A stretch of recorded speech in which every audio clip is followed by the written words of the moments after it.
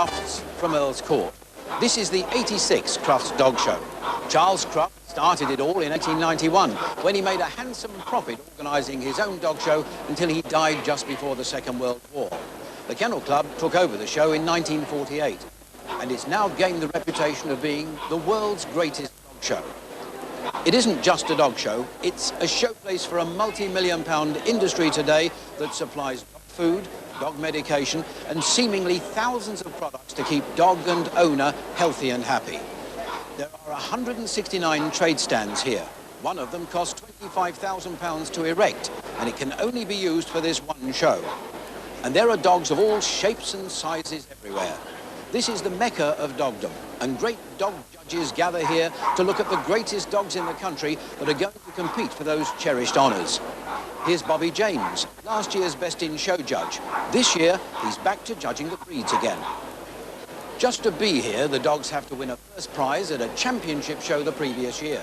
The champions are allowed to enter the show because of their title alone. To win a prize at Crufts is the dream of every exhibitor. To become Best in Show, well, no one really believes that's within reach. And yet one of the 9,844 dogs entered at this three-day show will stand in the spotlight on Sunday evening with the most coveted title in dogdom, the Supreme Champion of Crufts. Crufts is the most famous meeting place in the world for the dog fancy. To talk about past triumphs and disappointments, to argue about dogs, and to revel in the company of dogs. And for those dogs, there's a lot of elimination and hard work to be done, because the best representative of each breed, and that of course could be a dog or a bitch, goes forward into the group where it meets all the best of breed winners of that group. And the 6 group winners from the utility group, the working group, the toy group, the hound group, the gun dog group and the terrier group come together, and from those 6 finalists is chosen the Supreme Champion of Crufts 1982. The important thing at Crufts is to get on with the judging, and that's what we'll do now, starting with the toy group. And here's a piece of history. The Chinese crested dog, recognised with certificates for the first time at Crufts. It's said that these dogs were once used as bed warmers. Their body temperature is 4 degrees higher than that of humans. The only hair, as you can see, is the top knot on their head, at the bottom of each leg, and at the end of the tail. Very gay dog, this one. Very excited. And this is the Bichon Frise. It had classes for the first time at Crufts 2 years ago. It's an ancient breed. It was certainly bred 600 years ago in the Mediterranean area. They should have a curly coat, but the whole of the grooming and presentation of this breed has got to be done expertly to get the dog looking anything like this one. Oh, this is a fascinating dog, this one. The Louchen, or Little Lion dog. And it really does look like a miniature lion, doesn't it, with the mane and that plume on the end of the tail. They were breeding these in Spain and France in the late 16th century. That clipped mane you see there needs some expertise. But this is a dog that's increasing in popularity in the show ring, and it's doing some useful winning. Judges like this dog. And this is tipped as a very popular dog of the future. Very happy, as you can see there.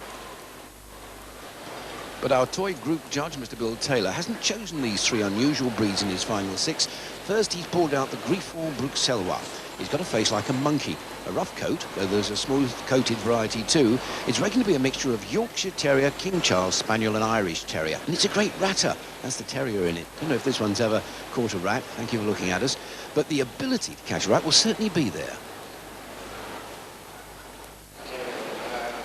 The Italian Greyhound now, and it always looks a very delicate dog, but I'm told it enjoys a good day out rabbiting if it gets the chance. Only 30 years ago, it was in danger of extinction in this country. There were only 5 registrations at the Kennel Club in 1950, but fresh stock came in from Italy and some dedicated breeders worked hard to increase interest in the breed. It's a greyhound in miniature, really, and it was a favoured dog by Queen Victoria. When you see this dog move, I think you'll agree it's got a very stylish and a very elegant movement. All the legs working there. Here's the Papillon, the butterfly dog. Ears fringed like butterflies' wings. Often seen in the obedience ring, it's going very well here, this one. It's got to be pressing for top honours today. The Pekingese now, a favourite toy dog in this country since the turn of the century.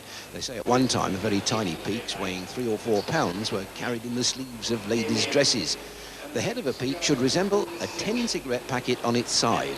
Bill Taylor, the judge, should know a good Pekingese. He's been a top breeder and exhibitor of Pekes in this country and in Canada. And one of his dogs was supreme champion at the American equivalent of Crufts only last week. This is the Pom, Pomeranian. I reckon this is a nice dog, this one. At the turn of the century, Poms weren't really toy dogs. They weighed around 24 pounds. Much smaller now, of course. Poms first classified back in 1871, but then only big white dogs were shown. That tail, and you'll see it probably as it turns round, it's a plume. That's how, what is correctly known as a plume. It's an important breed point, and as you'll see, I think, now, it's got to be turned over the back and covered with long spreading hair. And here's a great character in the show ring, the pug. Got to stand square, head should have a short square muzzle and a black mask, very desirable. Originated in China, but at one time it was called the Little Turk. Joe Braddon, the breed judge today, told me this is one of the best pugs he's ever judged. And he's certainly moving nicely, this one. Now, it won't be an easy task for the judge, Bill Taylor. Let's see who he picks out. Looks like having two, the Papillon and the pug. Now, which one's it going to be? Is he going to walk them against each other? Look at that Papillon, moving beautifully. Very nice indeed. And he's got one. Who is it? It's the Papillon, Miss Peppermint from Bolton, champion Tongmore. And it looks every inch a champion, doesn't it? Look at the way it's standing. And the pug, that's gone into the reserve spot. The gun dogs now, and the group judge, Mrs. Cathy Sutton, has got her final six. The Irish Water Spaniel first. It's reckoned there's a fair bit of standard poodle in this breed, and some Portuguese water dog too. The tight curly coat all over the body is a feature, but not on the tail. It's called a rat tail. Long top knot of hair and long ear furnishings. Oh, a familiar character, this one. It's a supreme champion from 2 years ago, and looking great. Flat-coated retriever. The breed was first known as the wavy-coated retriever, but the coat is very different now, rather harsh to the touch to protect against weather and water. Question everyone's asking, can this dog make it a double win at Crufts? Well, the next step is in the hands of Judge Cathy Sutton, incidentally a former best-in-show judge at Crufts. This is the large Munsterlander. It's still a fairly rare show dog, and at one time it was called the long-haired German pointer. Works just as well on water as on land. Originated in Munster, northern Germany. Our well-liked gun dog here, the English setter. Very, very nicely marked, this one. The feather tail is a feature. Been used as a field dog since the 16th century. Quite an old breed. This one's a little bit on the sluggish side moving. I guess it's the wrong end of a long and tiring day at Crufts for this one. The American Cocker Spaniel now. It was only in 1970 that the Kennel Club officially recognised this breed. At one time thought to be just a glamorous show-off, but now it works in obedience tests, and a few years ago a couple of dogs became dual champions, working with the gun and gaining full honours in the show ring. And the Cocker Spaniel, one of the most popular dogs in the country at one time, called the Cocking Spaniel at the beginning of the 19th century, but the breed goes back some 600 years. And it was supposed that there was a Cocker Spaniel on the Mayflower when it sailed to America with the Pilgrim Fathers in 1620. I wonder if it's related to this one. And Cathy Sutton's got an interesting task. Got 6 very, very nice dogs here. Who's he going to choose? Remember, former Supreme Champion in that lineup.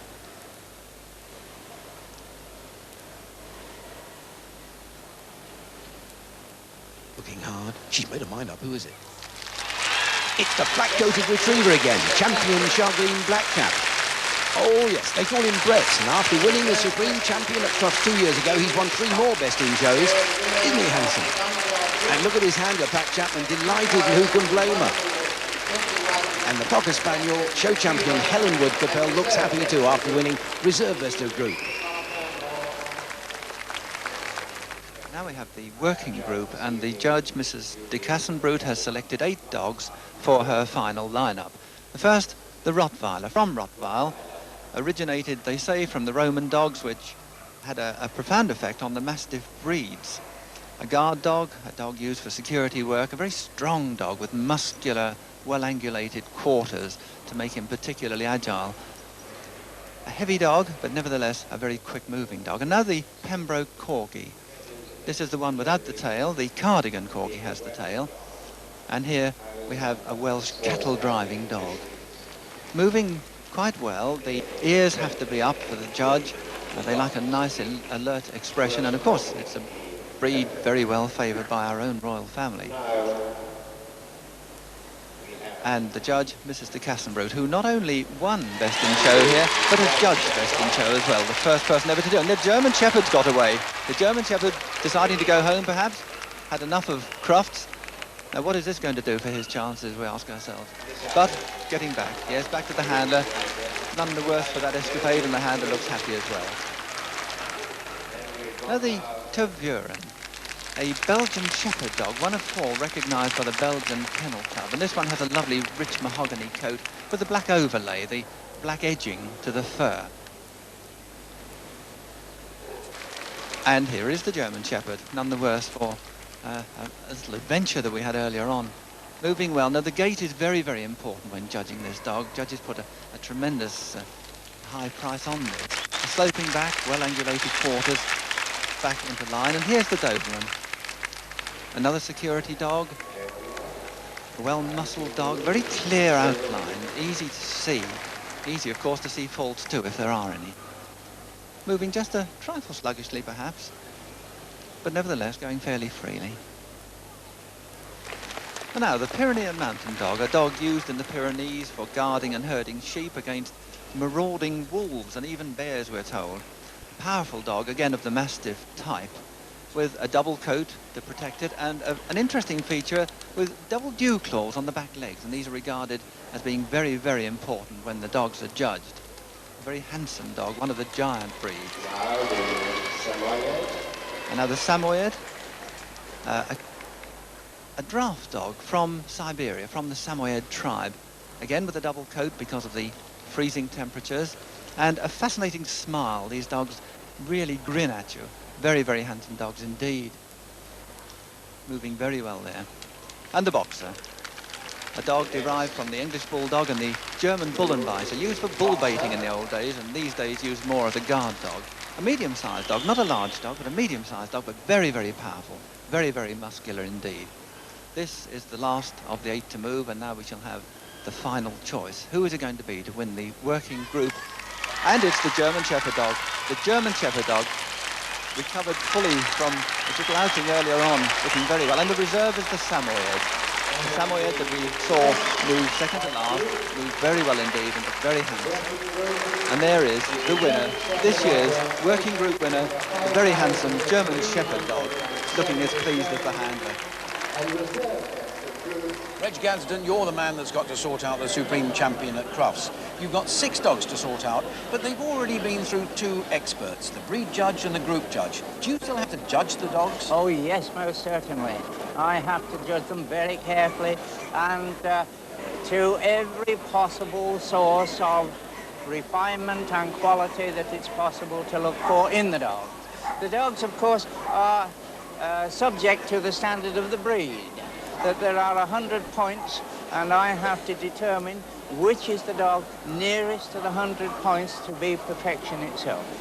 A lot of people find it very strange, you judging perhaps a tiny Chihuahua against a huge St. Bernard. Yes. How do you do it?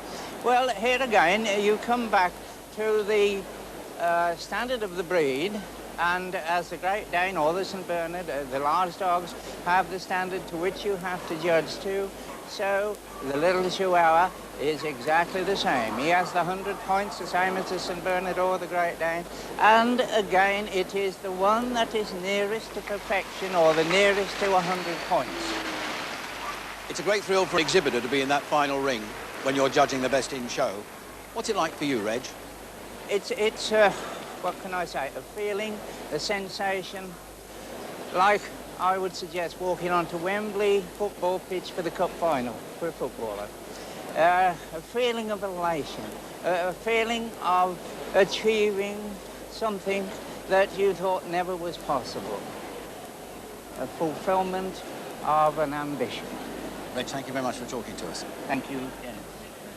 Well, 3 groups to go before Best in Show, and the first is the Terrier group, where our judge, Walter Bradshaw, is looking at the king of the terriers, the Airedale, one of the larger of the terriers, black and tan dog, looking very well there indeed.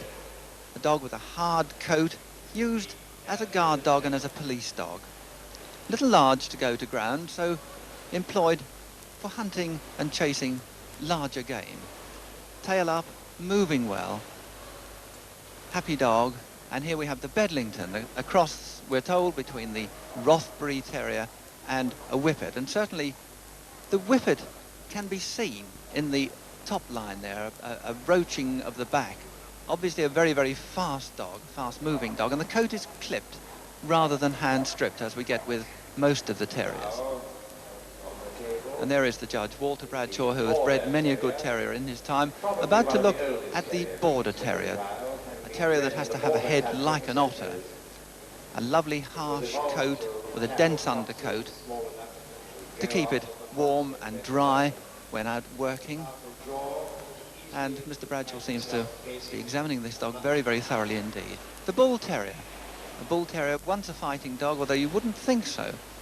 Looking at this dog, wagging its tail, having a shake, going well, up the carpet, back to the judge, where Mr. Bradshaw is checking for expression.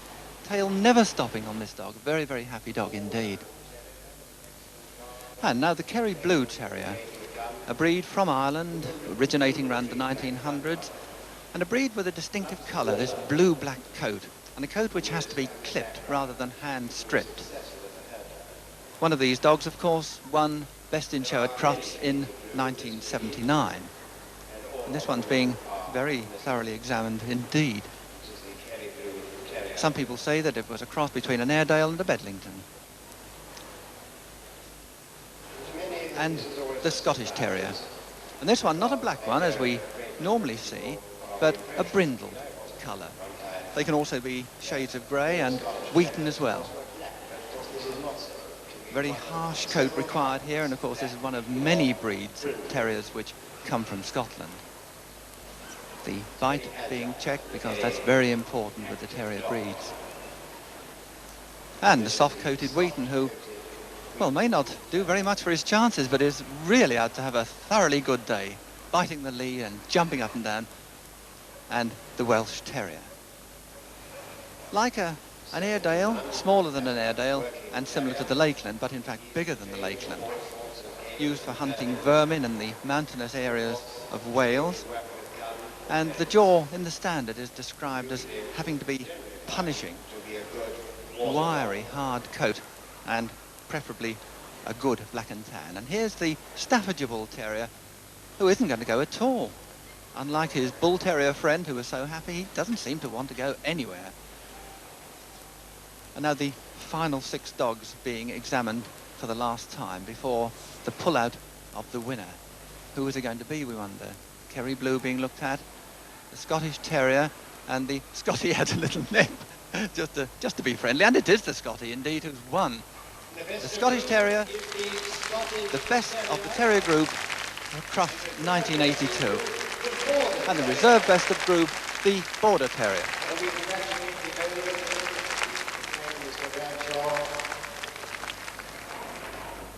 And on to the utility group. Mrs. Rita Price-Jones is the judge here, a very famous poodle judge, exhibitor and breeder. She's made up 45 champions in her time. And first she looks at the Bulldog. This is traditionally a very British breed, but recent research suggests the Bulldog might go back in time to a fighting dog in ancient Greece. The head is the great feature of the dog, of course, with its wrinkles, and those front legs want to be wide apart. It looks ferocious, but it isn't, honestly. It can be the sloppiest of dogs. This is a very, very beautiful specimen of the breed. The standard poodle, and a well-known show winner here with his young handler. Although it's called the French poodle, it originated in Germany as a water retriever, and some breeders would prefer this breed to be in the working group. There are quite a number of standard poodles who work for their living with the gun and on the farm.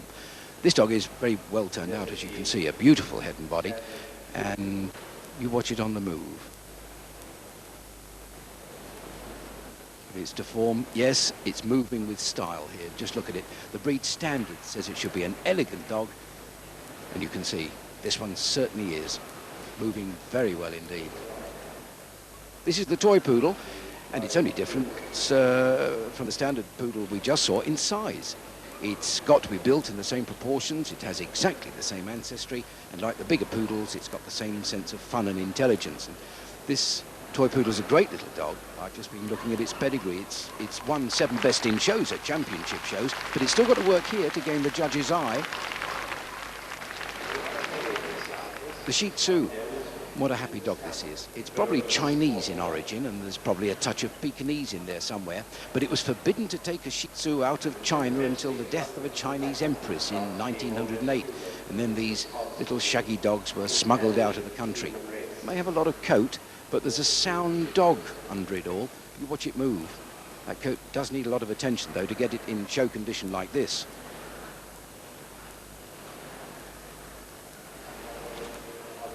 The Tibetan Terrier. And that's a strange name for this breed because it's not a terrier at all. But be respectful if ever you see one of these. They were originally bred in the monasteries of Tibet, and they were bred for farm work. It won't displease owners of Tibetan Terriers if you say they're rather like miniature Old English sheepdogs. They're great characters and they can make very good watchdogs. And this one comes from a very famous kennel, moving beautifully here. Very attractive. The French Bulldog, very smart dog. It's caused arguments in the past. At the end of the last century, the French were claiming that it was a pure French breed, but there's hardly any doubt that there's some British Bulldog there as well. Expression gives the impression it's a sort of snooty dog, but it can be something of a clown. Very affectionate dog, this one. Well, who's Rita Price-Jones, the judge, going to select as the best of the utility group? She's a very experienced judge. She's been judging since 1946 and certainly knows her dogs. And she's had poodles since 1938. I suspect they're her greatest love. Looking long and hard, isn't she, at that standard poodle? Well, it's won very, very well this last 12 months. But there are some good dogs in this group. It must be a challenge to judge this sort of quality. Love that bulldog. Mind you, a judge always prefers to judge good dogs than poor quality dogs. But who's she going to pull out? Who's going to get the utility group? She seems to have made her mind up. Going towards the toy poodle. Is he going to... Yes. Is the toy poodle. Toy poodle's got it. Almost certain of that. Toy poodle. And the bulldog. Now that's going to be popular. Beautiful toy poodle. Really beautiful. Big winner. And that bulldog, looking wherever his owner wants him. Tom Horner is judging the hound group, and he's got an interesting selection in his final lineup. First, the Basset Hound, originally known in this country as the dwarf French hunting hound. It's been shown here for over 100 years. He's got a long, powerful body, as you can see. Now, you might think those long ears would get in the way when it's hunting, but they don't. It chases after the hare. Well, when I say chase, it's not necessarily a fast dog, but it never gives up. It never seems to tire, and that's very handy in the show ring at Crufts at the end of the day. Nose to the ground, he's got a good scent there somewhere.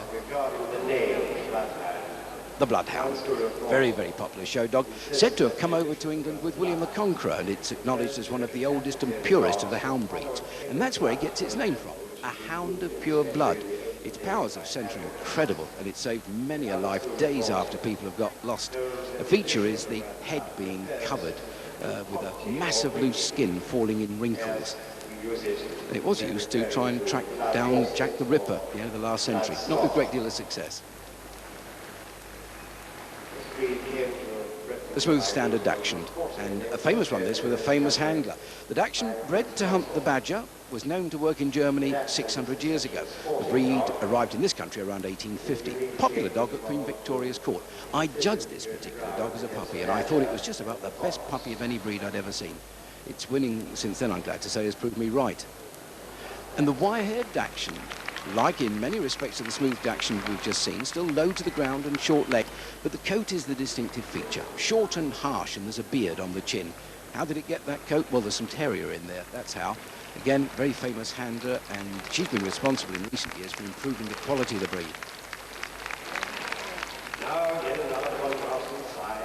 Tom Horner's got the Deerhound now, always a very popular dog with everyone. This is a gentle giant.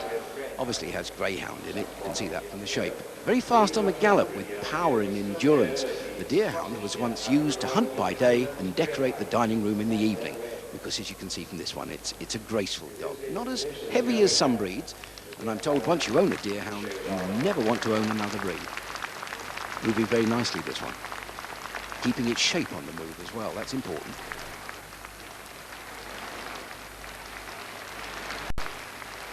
The Elk Hound from Scandinavia. And I always think of this dog as one of the bravest. I once saw an elk on a judging trip in Sweden. And when you think this dog was bred to hold the elk at bay, well, it needs courage to do that. The fur-like coat would be needed in the coal regions, of course, where he works, and it makes an attractive finish to the dog in the show ring. The tail is interesting, curled over the back, as you can see, with thick, coarse hair. It's been a show dog in this country for over 100 years.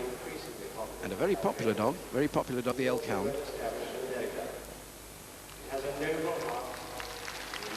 The Irish Wolfhound now. Don't be put off by its size. It's a quiet and friendly in temperament. Had a number of names in the past. It's been known as the Wolf Dog, the Irish Greyhound, and the Great Dog of Ireland. Its ancestries, well, it goes back centuries. Almost certainly came from Greece over 2,000 years ago. And Tom Horner's now got to have a good look, call out his dogs. Very experienced judge. He's also a leading canine journalist. Tom Horner was brought up with terriers. Bull terriers were, and I suspect still are, his great love. But the interesting thing about Tom Horner is that he's always taken a great interest in all breeds, and that's why you see this famous terrier man in the middle of the hound group at Crufts. But who's he going to pick? Looking long and hard at the action there. Passes by the blood. Oh, yes, that's popular. The Deerhound. The Deerhound. He's got best of the hound group. Who's going to be reserved? And the standard smooth Dax. Oh, I'm personally delighted for that. What a great couple. And this is what we've been waiting for. Final lineup for Best in Show. And a canine sensation before the Best in Show judging starts. The winner of the terrier group is withdrawing from the competition. Stuart Plain from County Durham, the owner of the Scottish Terrier, has very sportingly withdrawn 13-month-old Stuain Highland Empress because, and this must be a 1,000,000 to 1 chance, Stuart actually lives next door to the Best in Show judge, Reg Gadsden. No one's put any pressure on Stuart to withdraw Anna, that's her pet name, but she won't compete for Best in Show. So there are just 5 dogs left for Reg Gadsden to sort out his final Supreme Champion. And remember, he's examining them for the first time here. First, the Deerhound, popular winner of the hound group. Champion Betsinda of Rotherwood is a big winning champion with 14 challenge certificates. She's won 5 hound groups and was Best in Show at the Windsor Championship Show 2 years ago. Miss Nora Hartley owns this bitch and she's handling her here. And incidentally, the bitch won Best of Breed at Crufts last year. And this Deerhound won the coveted Best in Show award at the Deerhound Championship Club Show. Every owner wants to do that. Won it last year and the year before. There's no doubt this is a great representative of the breed. A classical dog holding an excellent shape on the move. Look at that fluid movement. Beautiful dog. The German Shepherd dog, owned and handled by Sandra Gardner from Hayes in Middlesex. Ken Mills' Bellissima of Danalas isn't a champion yet. She's won her 2nd certificate here at Crufts and needs to win another one for her title of champion.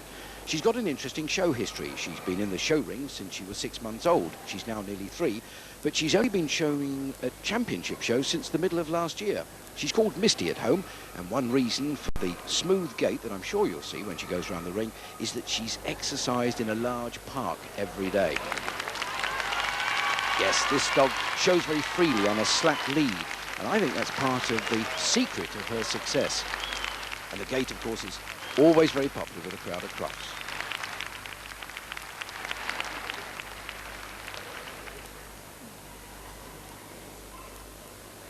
Look at her standing there, and that intelligent look towards the judge. That'll impress Reg Gadsden, no doubt about that. The flat-coated retriever hardly needs another introduction. Supreme champion of Crufts 2 years ago, a gun dog group finalist last year, the gun dog group winner today, and Pat Chapman, his handler from Leicester, is naturally hoping that champion Chargleam Black Cap is going to win and top this huge entry at Crufts. They call him Brett at home, but in the show ring he's won 38 challenge certificates. You need 3 to be a champion. But he's also a champion field worker. Brett is the stuff that champions are made of. He was one of a litter of 12. There were 2 more champions in that litter. His Siren Dam are champions. Brett has already sired a champion daughter, and he's got a son on the way to becoming a champion. You can't do better than that. He's only 4 1/2. And Pat Chapman told me there's no way he'll retire from the show ring. He's too young. And he holds the record now for being the top winning flat-coated retriever of all time. A legend in his own lifetime in the breed, this dog. The toy poodle now, and this is a nice one, and it should be. What a winner. 34 challenge certificates already it's won. only 3.5 years old. Champion grey coat hazelnut. They call her Hazel at home. Her mum and dad were both champions, and very interestingly, she got a puppy at home, this little bitch, and it's only 4 months old. And another interesting story, the owner and handler of this toy poodle, Leslie Howard, actually sold her as a puppy. The owners couldn't cope with her. She was too much for them. So Leslie bought her back. Look at her now.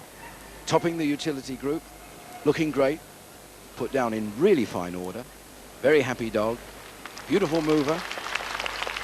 And again, must be a strong contender for that final Supreme Champion Award. What a gay mover, this dog. Sound as a bell, that. The Papillon, the last dog to be seen. Champion Tongmore Miss Peppermint. Her pet name is Minty. Owned and handled by Ellis Hume. He had his first Papillon exactly 30 years ago. This little showgirl won 10 challenge certificates last year. She's a natural show-off, and we'll see that. And she impressed everyone very strongly when she won the toy group earlier. Beautifully presented. Ellis Hume was telling me that she jumps in the bath to be bathed, and all she lives for is to go to a dog show. She's quite a character, and that shows in the ring. I mean, look at her moving there. Now, the judge surely has got to be impressed by this little dog. But there are some good dogs in that Best in Show lineup. That's always the problem.